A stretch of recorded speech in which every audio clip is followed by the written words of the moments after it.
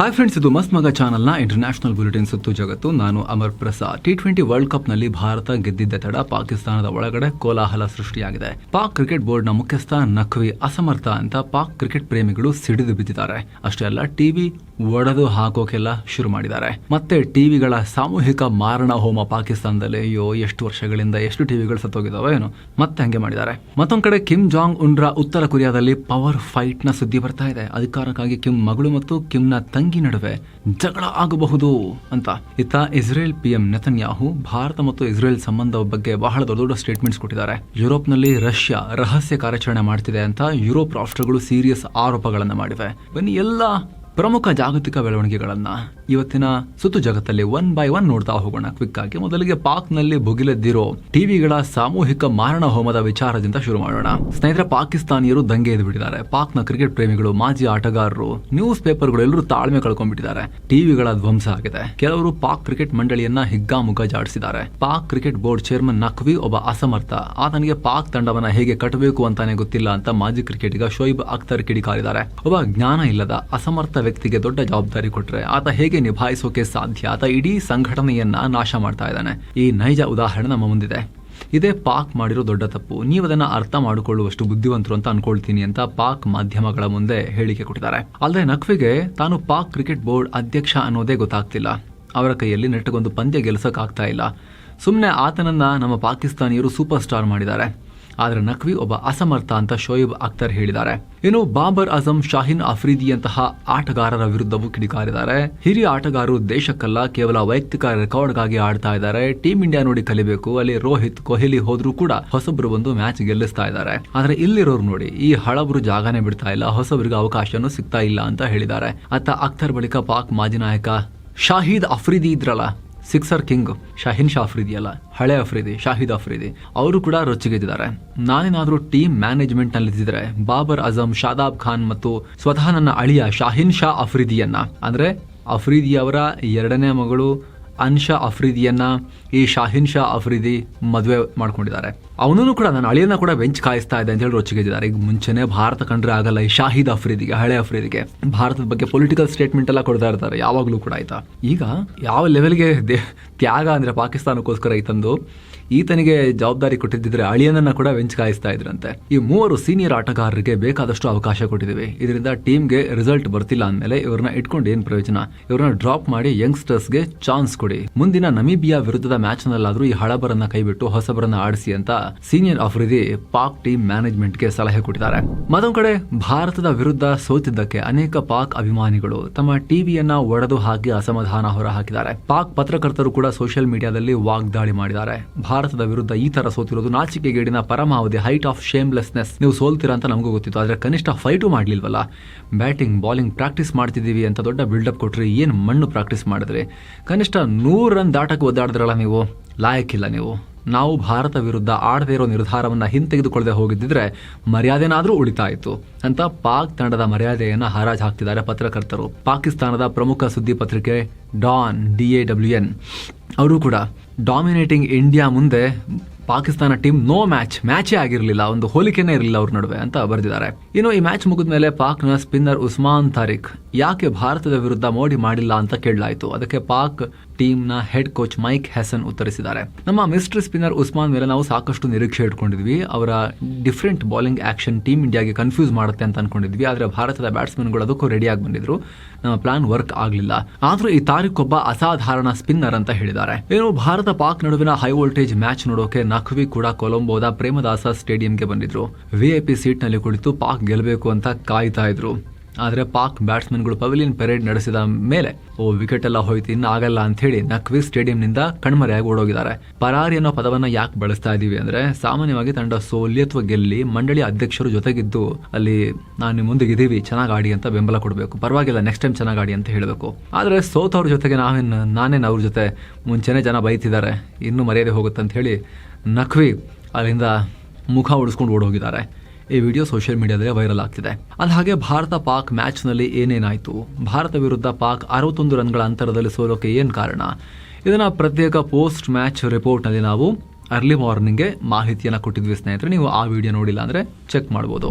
ಏನೋ ಉತ್ತರ ಕೊರಿಯಾದಲ್ಲಿ ಅಧಿಕಾರಕ್ಕಾಗಿ ಕಿತ್ತಾಟ ಶುರುವಾಗಬಹುದು ಅಂತ ದಕ್ಷಿಣ ಕೊರಿಯಾದಿಂದ ಸುದ್ದಿ ಬರ್ತಾ ಇದೆ. ಇತ್ತೀಚೆಗೆ ಹಾಲಿ ಸರ್ವಾಧಿಕಾರಿ ಕಿಮ್ ಜಾಂಗ್ ಉನ್ ತಮ್ಮ 13 ವರ್ಷದ ಮಗಳು ಕಿಮ್ ಜೋ ಎ ರನ್ನ ಉತ್ತರಾಧಿಕಾರಿ ಮಾಡೋದಾಗ ಹೇಳಿದ್ರು. ಅವರು ಬಾಯಿಲಿ ಅಂತ ಕರೆಯೋಕ್ಕೆ ಬಾಯಿಲಿ ಅಂತ ಕರೀತಾರಂತ ಕಾಣುತ್ತೆ, ಒಂದು ವೇಳೆ ಇರಲಿ. ಆಲ್ರೆಡಿ ಇದನ್ನ ಕಿಮ್ ಘೋಷಣೆ ಮಾಡಿಬಿಟ್ಟಿದ್ದಾರೆ ಅಂತ ಸೌತ್ ಕೊರಿಯಾದ ಗುಪ್ತಚರ ಇಲಾಖೆ NIS ಮಾಹಿತಿ ಕೊಟ್ಟಿತ್ತು. ಈಗ ಇದೇ ವಿಚಾರ ಕಿಮ್ ಕುಟುಂಬದಲ್ಲೇ ಬಿರುಗಾಳಿ ಎಬ್ಬಿಸಬಹುದು ಅಂತ ದಕ್ಷಿಣ ಕೊರಿಯಾದ ಮಾಜಿ ಇಂಟೆಲಿಜೆನ್ಸ್ ಅಧಿಕಾರಿ ರಾ ಜೋಂಗ್ ಇಲ್ ಹೇಳಿದ್ದಾರೆ. ಕಿಮ್ರ ನಿರ್ಧಾರ ಅವರ ಸಹೋದರಿ ಒಂದು ಟೈಮ್ನಲ್ಲಿ ಈಕೆ ಉತ್ತರಾಧಿಕಾರಿ ಆಗ್ಬೋದು ಅಂತ ಹೇಳಲಾಗ್ತಿತ್ತು. ಕಿಮ್ ಯೋ ಜಾಂಗ್ ಈಕೆಗೆ ಇಷ್ಟ ಆಗ್ತಾ ಇಲ್ಲ. ಈ ಕಿಮ್ ಯೋ ಜಾಂಗ್ ನಾರ್ತ್ ಕೊರಿಯಾದ 2ನೇ ಪವರ್ಫುಲ್ ವ್ಯಕ್ತಿ. 38 ವರ್ಷದ ಈ ಮಹಿಳೆ ರಾಜಕೀಯವಾಗಿ ಮತ್ತು ಅಲ್ಲಿನ ಸೇನೆಯಿಂದ ಕೂಡ ಬೆಂಬಲ ಇದೆ ಅವರಿಗೆ. ವರ್ಕರ್ಸ್ ಪಾರ್ಟಿ ಆಫ್ ಕೊರಿಯಾದ ಸೆಂಟ್ರಲ್ ಕಮಿಟಿಯ ಸೀನಿಯರ್ ಪೊಸಿಷನ್ನಲ್ಲಿದ್ದಾರೆ. ಸೊ ಕಿಮ್ ನಂತರ ಅಧಿಕಾರ ಹಿಡಿಯೋಕೆ ಎಲ್ಲ ಪ್ರಯತ್ನ ಮಾಡ್ತಾರೆ. ಈಕೆಗೆ ತನ್ನದೇ ಆದ ಪೊಲಿಟಿಕಲ್ ಪ್ಲಾನ್ ಇದೆ ಅಂತ ಹೇಳಿದ್ದಾರೆ. ಜೊತೆಗೆ ಕಿಮ್ ಜಾಂಗ್ ಉನ್ ಮಗಳಿಗೆ ಏನೇ ಟ್ರೈನಿಂಗ್ ಕೊಟ್ಟರು ಕೂಡ ಇವರ ತಂಗಿ ಕಿಮ್ ಯೋ ಜಾಂಗ್ ಆಲ್ರೆಡಿ ಜಾಗತಿಕ ರಾಜಕಾರಣವನ್ನ ಕೂಡ ತಿಳ್ಕೊಂಡಿದ್ದಾರೆ. ಕೇವಲ ಕೊರಿಯಾದ ಮಾತ್ರ ಅಲ್ಲ, ದೇಶದ ಒಳಗೂ ಸ್ಟ್ರಾಂಗ್ ಇದ್ದಾರೆ. ಹಾಗಾಗಿ ಆಕೆ ಸುಮ್ಮನೆ ಏನು ಕೂರೋದಿಲ್ಲ, ಪ್ರಯತ್ನ ಪಟ್ಟೆ ಪಡ್ತಾರೆ ದಂಗೆ ಮಾಡಕ್ಕೆ ಒಳಗೊಳಗೆ ಅಂತ ಹೇಳಿ. ಕಿಮ್ ಜಾಂಗ್ ಉನ್ ಆಗಾಗ ಸ್ವಲ್ಪ ಅನ್ಹೆಲ್ದಿಯಾಗಿ ಕಾಣಿಸ್ತಾ ಇರ್ತಾರೆ. ಕೆಲವೊಂದ್ಸಲಿ ಅವರ ಆರೋಗ್ಯ, ದೇಹ ತೂಕ ತುಂಬಾ ಏರಿಳಿತ ಆಗುತ್ತೆ ಅಂತ ನಿಮಗೆ ಚರ್ಚೆ ಆಗ ನೋಡಿದ್ರಲ್ಲ ನೀವು. ಸೊ ಒಂದು ವೇಳೆ ಅವ್ರೇನಾದ್ರೂ ಹುಷಾರು ತಪ್ಪಿ ಬೆಡ್ ರಿಡನ್ ಆದ್ರೆ ಅಥವಾ ಅವ್ರು ತೀರ್ಕೊಂಡ್ರೆ ಅವರ ಕುಟುಂಬದಲ್ಲಿ ಅಂತರ್ಯುದ್ಧ ಶುರುವಾಗಬಹುದು ಅನ್ನೋ ವಿಶ್ಲೇಷಣೆಯನ್ನ ಇವರೆಲ್ಲ ಮಾಡ್ತಾ ಇದ್ದಾರೆ ಈಗ. ಯಾಕಂದ್ರೆ ಈ ಫ್ಯಾಮಿಲಿಗೆ ಆತರ ಇತಿಹಾಸ ಇದೆ. ಈಗಿನ ಸರ್ವಾಧಿಕಾರಿ ಕಿಮ್ ಜಾಂಗ್ ಉನ್ 2011ರಲ್ಲಿ ಅಧಿಕಾರ ಹಿಡಿದ ಮೇಲೆ ಈತನ ಸ್ವಂತ ಚಿಕ್ಕಪ್ಪ ಮತ್ತು ಮೆಂಟೋರ್ ಆಗಿದ್ದ, ಅಂದ್ರೆ ಗುರು ಆಗಿದ್ದ ಜಾಂಗ್ ಸಾಂಗ್ ಥೇಕ್ರ ವಿರುದ್ಧವೇ ತಿರುಗಿ ಬಿದ್ದಿದ್ರು. ಪಕ್ಷ ವಿರೋಧಿ ಚಟುವಟಿಕೆ ಆರೋಪದ ಮೇಲೆ ಫೈರಿಂಗ್ ಸ್ಕ್ವಾಡ್ ಮೂಲಕ ಹತ್ಯೆನೇ ಮಾಡಿಸಿದ್ರು. 2017ರಲ್ಲಿ ತನ್ನ ಮಲ ಸಹೋದರ ಕಿಮ್ ಜಾಂಗ್ ನಾಮ್ರ ಕಥೆಯನ್ನ ಕೂಡ ಮುಗಿಸಿಬಿಟ್ಟಿದ್ರು ಈ ಕಿಮ್ ಜಾಂಗ್ ಉನ್. 2017ರಲ್ಲಿ ಮಲೇಷ್ಯಾದ ಕೌಲಾಲಂಪುರ್ ಏರ್ಪೋರ್ಟ್ ನಲ್ಲಿ ಅವರು ಪ್ರಾಣ ಕಳ್ಕೊಂಡ್ರು. ಇರೋ PM ಮೋದಿ ಈ ತಿಂಗಳ ಕೊನೆಯಲ್ಲಿ ಇಸ್ರೇಲ್ಗೆ ಭೇಟಿ ಕೊಡ್ತಿದ್ದಾರೆ. ಈ ಬಗ್ಗೆ ಅಮೆರಿಕದ ಯಹೂದಿ ಸಂಘಟನೆಗಳ ಅಧ್ಯಕ್ಷರ ಸಭೆಯಲ್ಲಿ ಇಸ್ರೇಲ್ ಪ್ರಧಾನಿ ನೆತನ್ಯಾಹು ಮಾತನಾಡಿದ್ದಾರೆ. ಭಾರತ ಇಸ್ರೇಲ್ ಸಂಬಂಧ ಅದ್ಭುತ ಮೈತ್ರಿ ಅಂತ ಕರೆದಿದ್ದಾರೆ. ಮುಂದಿನ ವಾರ ಇಲ್ಲಿಗೆ ಯಾರು ಬರ್ತಿದ್ದಾರೆ ಗೊತ್ತಾ? ನರೇಂದ್ರ ಮೋದಿ ಬರ್ತಾ ಇದ್ದಾರೆ. ಭಾರತ ಸಣ್ಣ ರಾಷ್ಟ್ರ ಅಲ್ಲ, 150 crore ಜನಸಂಖ್ಯೆ ಇರೋ ರಾಷ್ಟ್ರ ಅಂತ ಭಾರತದಲ್ಲಿ ಇಸ್ರೇಲ್ ಬಗ್ಗೆ ತುಂಬಾ ರೆಸ್ಪೆಕ್ಟ್ ಇದೆ. ಇಸ್ರೇಲ್ ಭಾರತದಲ್ಲಿ ತುಂಬಾ ಫೇಮಸ್ ಅಂತ ಇಸ್ರೇಲಿ PM ಹೊಗಳಿಕೊಂಡಿದ್ದಾರೆ. ಅದು ಒಂದು ಅರ್ಥದಲ್ಲಿ ನಿಜ ಕೂಡ ಹೌದು. ಭಾರತದಲ್ಲಿ ಸಿಕ್ಕಾಪಟ್ಟೆ ಇಸ್ರೇಲ್ ಅನ್ನ ಅಪ್ರಿಶಿಯೇಟ್ ಮಾಡೋರಿದ್ದಾರೆ. ಇದೇ ವೇಳೆ ಮೋದಿ ಬಂದಾಗ ಎಲ್ಲ ರೀತಿಯ ಸಹಕಾರದ ಬಗ್ಗೆ ಚರ್ಚೆ ಮಾಡ್ತೀವಿ ಅಂತ ನೆತನ್ಯಾಹು ಹೇಳಿದ್ದಾರೆ. ಇನ್ನು ರಷ್ಯಾ ಮತ್ತು ಯುಕ್ರೇನ್ ಯುದ್ಧದ ನಡುವೆ ಈಗ ಯುರೋಪ್ಗೆ ಹೊಸ ಟೆನ್ಷನ್ ಶುರುವಾಗಿದೆ. ರಷ್ಯಾದಲ್ಲಿ ಈ ಹಿಂದೆ ಇದ್ದ private army WagonR group Europe ನಲ್ಲಿ ಆಪರೇಟ್ ಮಾಡ್ತಾ ಇದೆ ಅಂತ ಗೊತ್ತಾಗಿದೆ. ಯುರೋಪ್ನ ಗುಪ್ತಚರ ಅಧಿಕಾರಿಗಳು ಈ ಸ್ಫೋಟಕ ಮಾಹಿತಿ ಕೊಟ್ಟಿದ್ದಾರೆ. ಅವರ ಪ್ರಕಾರ ಇದರಲ್ಲಿದ್ದ ಸೀಕ್ರೆಟ್ ಏಜೆಂಟ್ಗಳು ಯುರೋಪ್ ಒಳಗಡೆ ನುಗ್ಗಿ ವಿಧ್ವಂಸಕ ಕೃತ್ಯಗಳನ್ನ ನಡೆಸ್ತಾ ಇದ್ದಾರೆ. ಯುಕ್ರೇನ್ಗೆ ಯುರೋಪಿಯನ್ ರಾಷ್ಟ್ರಗಳು ಶಸ್ತ್ರಾಸ್ತ್ರ ಸಪ್ಲೈ ಮಾಡೋದನ್ನ ತಡೆಯೋಕೆ ರಷ್ಯಾ ದೊಡ್ಡ ಸ್ಕೆಚ್ ಹಾಕಿದೆ. ರಷ್ಯಾದ ಮಿಲಿಟರಿ ಗುಪ್ತಚರ ಸಂಸ್ಥೆ GRU ನಲ್ಲಿ ಕೆಲಸ ಮಾಡ್ತಿರೋರು ಇದರಲ್ಲಿ ಸೇರ್ಕೊಂಡಿದ್ದಾರೆ. ಲಂಡನ್, ಪೋಲೆಂಡ್, ಜರ್ಮನಿ ಸೇರಿದ ಹಾಗೆ ಹಲವು ಕಡೆ ಗೋಡೌನ್ಗಳಿಗೆ ಬೆಂಕಿ ಇಡ್ತಿದ್ದಾರೆ. ರೈಲ್ವೆ ಲೈನ್ಗಳನ್ನ ಡ್ಯಾಮೇಜ್ ಮಾಡ್ತಿದ್ದಾರೆ. GPS ಜಾಮ್ ಮಾಡೋ ಕೆಲಸಗಳನ್ನ ಮಾಡ್ತಿದ್ದಾರೆ. ಈ ಕೆಲಸಕ್ಕಾಗಿ ರಷ್ಯಾ ತನ್ನ ಸೈನಿಕರನ್ನ ಬಳಸ್ತಾ ಇಲ್ಲ. ಈ ಸೀಕ್ರೆಟ್ ಏಜೆಂಟ್ಗಳು ಅಲ್ಲಿನ ಲೋಕಲ್ ಕ್ರಿಮಿನಲ್ ಗ್ಯಾಂಗ್ಗಳಿಗೆ ಸುಪಾರಿ ಕೊಟ್ಟು ಕೆಲಸ ಮಾಡಿಸ್ತಾ ಇದ್ದಾರೆ. ವ್ಯಾಗ್ನರ್ ಗ್ರೂಪ್ನ ಸೀಕ್ರೆಟ್ ಏಜೆಂಟ್ಗಳೇ ಇದರ ಮೇನ್ ಪಾತ್ರಧಾರಿಗಳು ಅಂತ ಯುರೋಪ್ನ ಅಧಿಕಾರಿಗಳು ಹೇಳಿದ್ದಾರೆ. ಅಲ್ಲದೆ ಕಳೆದ ವರ್ಷಕ್ಕಿಂತ ಈ ವರ್ಷ ಇಂಥ ದಾಳಿಗಳು 4 ಪಟ್ಟು ಹೆಚ್ಚಾಗಿದ್ದು ಇಡೀ ಯುರೋಪ್ ಹೈ ಅಲರ್ಟ್ ನಲ್ಲಿ ಇರಬೇಕಾಗಿದೆ ಅಂತ ಹೇಳಿದ್ದಾರೆ. ಆದ್ರೆ ರಷ್ಯಾ ಮಾತ್ರ ಎಲ್ಲ ಆರೋಪಗಳನ್ನ ತಳ್ಳಿ ಹಾಕಿದೆ. ನಾವು ಹೀಗೆಲ್ಲ ಮಾಡ್ತಾ ಇಲ್ಲ ಅಂತ ರಷ್ಯಾ ಹೇಳಿದೆ. ಇನ್ನು ಉತ್ತರ ಪ್ರದೇಶದ ಆಗ್ರಾ ಏರ್ಫೋರ್ಸ್ ಸ್ಟೇಷನ್ ಒಳಗಡೆ ಅನುಮಾನಾಸ್ಪದ ಬಲೂನ್ ಕಾಣಿಸ್ಕೊಂಡಿದೆ. ಸಣ್ಣ ಏರೋಪ್ಲೇನ್ ಮಾದರಿಯಲ್ಲಿರೋ ಈ ಬಲೂನ್ ಮೇಲೆ ಪಾಕ್ ಏರ್ಲೈನ್ಸ್ ಅಂತ ಬರೆಯಲಾಗಿದೆ. ಕೆಲ ಅಕ್ಷರಗಳನ್ನ ಉರ್ದುನಲ್ಲೂ ಕೂಡ ಬರ್ಕೊಂಡಿದ್ದಾರೆ. ಹೈಲಿ ಸೆಕ್ಯೂರ್ ಟೆಕ್ನಿಕಲ್ ಏರಿಯಾದಲ್ಲಿ ಬಲೂನ್ ಸಿಕ್ಕಿರುವುದು ಸಾಕಷ್ಟು ಅನುಮಾನಕ್ಕೆ ಕಾರಣ ಆಗಿದೆ. ಸದ್ಯ ಬಲೂನ್ ಒಳಗಡೆ ಅಂತ ಅನಾಹುತಕಾರಿ ವಸ್ತುಗಳು ಯಾವುದು ಸಿಕ್ಕಿಲ್ಲ. ಆಗ್ರಾದಲ್ಲಿರೋ ಈ ಏರ್ಫೋರ್ಸ್ ಸ್ಟೇಷನ್ ಭಾರತ ಪಾಕ್ ಗಡಿಯಿಂದ 400 ಕಿಲೋಮೀಟರ್ ದೂರ ಇದೆ. ಇಷ್ಟು ದೂರ ಇದು ಯಾರ ಕಣ್ಣಿಗೂ ಕಾಣದೆ ಹೆಂಗ್ ಒಳಗಡೆ ಬಂತು? ಯಾರಿದನ್ನ ಕಳಿಸಿದ್ದು? ಯಾಕೆ? ಏನು ಅನ್ನೋ ಅನುಮಾನ ದಟ್ಟ ಆಗ್ತಾ ಇದೆ. ಈ ಘಟನೆಗೆ ಸಂಬಂಧಪಟ್ಟಂತೆ FIR ದಾಖಲಿಸಲಾಗಿದ್ದು ಅಧಿಕಾರಿಗಳು ಎಲ್ಲ ಆಯಾಮಗಳಲ್ಲಿ ತನಿಖೆ ಶುರು ಮಾಡಿದ್ದಾರೆ.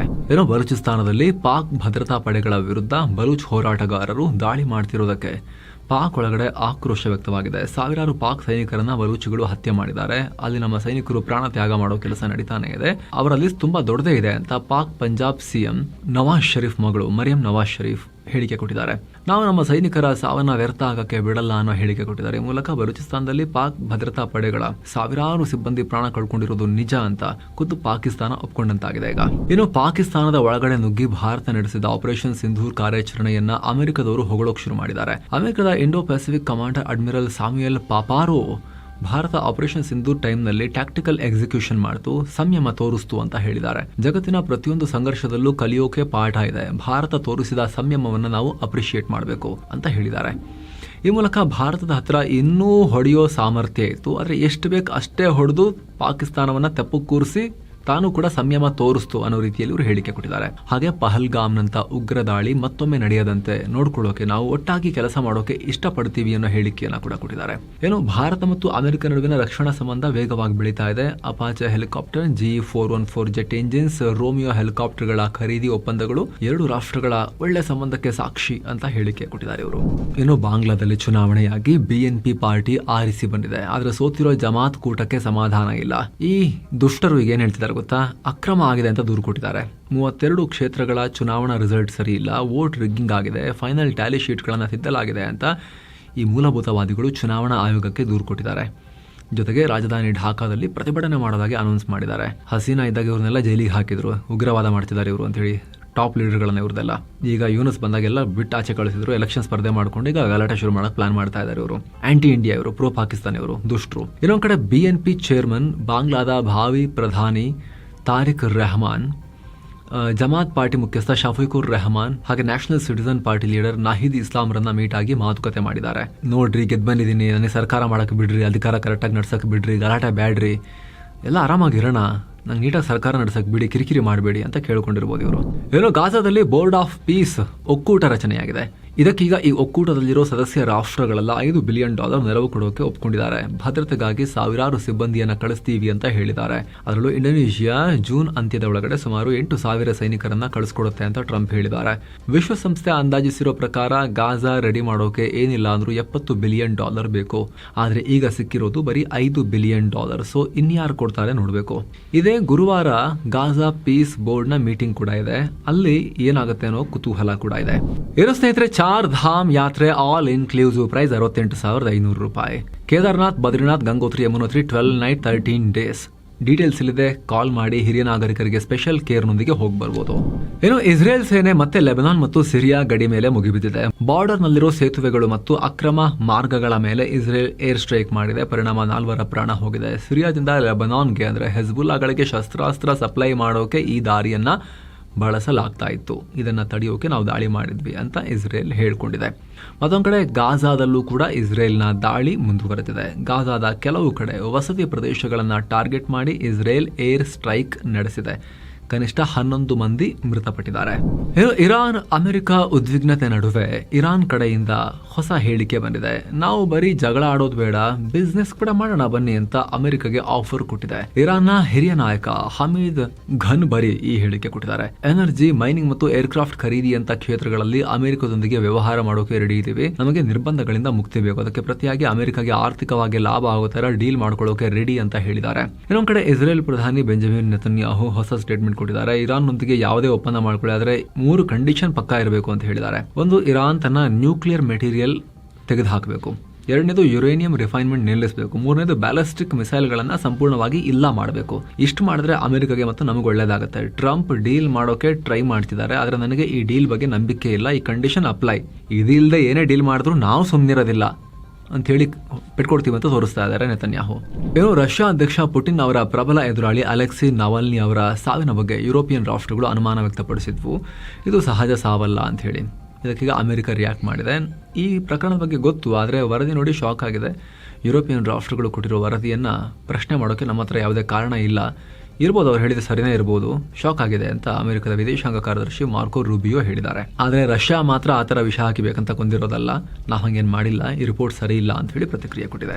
ಏನೋ ಅಮೆರಿಕದಲ್ಲಿ ಇಂಟ್ರೆಸ್ಟಿಂಗ್ ಡೆವಲಪ್ಮೆಂಟ್ ಆಗಿದೆ. ಇದೇ ಮೊದಲ ಬಾರಿಗೆ ಅಮೆರಿಕ ಒಂದು ನ್ಯೂಕ್ಲಿಯರ್ ಮೈಕ್ರೋ ರಿಯಾಕ್ಟರ್ ಅಂದ್ರೆ ಪುಟ್ಟ ಪರಮಾಣು ಸ್ಥಾವರವನ್ನ ವಿಮಾನದಲ್ಲಿ ಒಂದ್ ಕಡೆಯಿಂದ ಮತ್ತೊಂದು ಕಡೆಗೆ ಸಾಗಿಸಿದೆ. ಅಮೆರಿಕದ ಇಂಧನ ಇಲಾಖೆ ಮತ್ತು ರಕ್ಷಣಾ ಇಲಾಖೆ ಸೇರ್ಕೊಂಡು ಈ ಸಾಹಸ ಮಾಡಿವೆ. ವ್ಯಾಲರ್ ಅಟಾಮಿಕ್ಸ್ ಅನ್ನೋ ಕಂಪನಿ ತಯಾರಿಸಿರೋ ಈ ಮೈಕ್ರೋ ರಿಯಾಕ್ಟರ್ ನ ಕ್ಯಾಲಿಫೋರ್ನಿಯಾದಿಂದ ಯೂಟಾದ ಹಿಲ್ ಏರ್ಫೋರ್ಸ್ ಬೇಸ್ಗೆ C-17 ಕಾರ್ಗೋ ವಿಮಾನದಲ್ಲಿ ಹಾರಿಸ್ಕೊಂಡು ಹೋಗಿದ್ದಾರೆ. ಯುದ್ಧ ಭೂಮಿಯಲ್ಲಿ ಅಥವಾ ರಿಮೋಟ್ ಕುಗ್ರಾಮಗಳಲ್ಲಿ ಕರೆಂಟ್ ಬೇಕು ಅಂದರೆ ಡೀಸೆಲ್ ಜನರೇಟರ್ ಬಳಸೋ ಬದಲು ಅದಕ್ಕೆ ಮತ್ತೆ ಡೀಸೆಲ್ ತಗೊಂಡೋಗ್ಬೇಕಲ್ಲ. ಈ ರೀತಿ ಪುಟ್ಟ ನ್ಯೂಕ್ಲಿಯರ್ ರಿಯಾಕ್ಟರ್ಗಳನ್ನು ಕ್ವಿಕ್ ಆಗಿ ವಿಮಾನದಲ್ಲಿ ತಂದು ಇಳಿಸಿ ಕರೆಂಟ್ ಪಡ್ಕೋಬಹುದು. ವಿಶೇಷ ಅಂದರೆ ರಿಯಾಕ್ಟರ್ ನೋಡೋಕೆ ಒಂದು ಮಿನಿ ವ್ಯಾನ್ ಗಾತ್ರದಲ್ಲಿದೆ, ಆದರೆ ಇದು ಬರೋಬ್ಬರಿ 5 ಮೆಗಾವ್ಯಾಟ್ ವಿದ್ಯುತ್ ಉತ್ಪಾದನೆ ಮಾಡುತ್ತೆ. ಅಂದ್ರೆ ಸುಮಾರು 5,000 ಮನೆಗಳಿಗೆ ಇದರಿಂದ ಪರ್ಮನೆಂಟ್ ಆಗಿ ಅಕ್ಷಯ ಪಾತ್ರೆ ತರ ನಿರಂತರವಾಗಿ 106 ವರ್ಷ ಕರೆಂಟ್ ಕೊಡ್ತಾನೆ ಇರಬಹುದು. ಸದ್ಯಕ್ಕೆ ವಿಮಾನದಲ್ಲಿ ಸಾಗಿಸುವಾಗ ಇದರಲ್ಲಿ ಯಾವುದೇ ನ್ಯೂಕ್ಲಿಯರ್ ಇಂಧನ ಇರಲಿಲ್ಲ, ಜಸ್ಟ್ ರಿಯಾಕ್ಟರ್ ಅಷ್ಟೇ ಸಾಗಿಸಿರೋದು ಅಂತ ಅಮೆರಿಕ ಕನ್ಫರ್ಮ್ ಮಾಡಿದೆ. ಸೊ ಫ್ರೆಂಡ್ಸ್, ಇದಾಗಿತ್ತು ಇವತ್ತಿನ ಜಗತ್ತಿನ ಸುತ್ತಾಟ.